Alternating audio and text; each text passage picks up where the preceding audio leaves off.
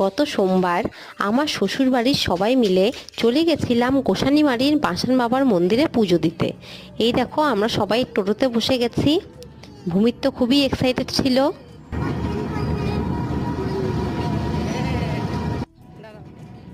এই যে ভূমিতের বাবা আর ভূমিতের দাদাই, ওরা আমরা সবাই মিলে টোটোতে খুবই মজা করেছি।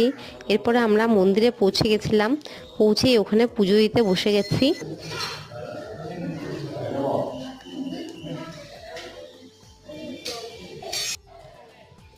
মন্দির থেকে বেরিয়ে আমরা কিছু ফটোশ্যুট করছিলাম। তারপরে আমরা মেলার ভিতরে একটা দোকানে গিয়ে লুচি এবং সবজি খেয়েছিলাম। এরপরে আমরা চলে গেছিলাম মাসান বাবার মন্দিরের ওখানকার গড়ে ঘুরতে। পুজো দিতে গিয়ে সেদিনের সকালটা আমাদের খুব ভালোই কেটেছিল।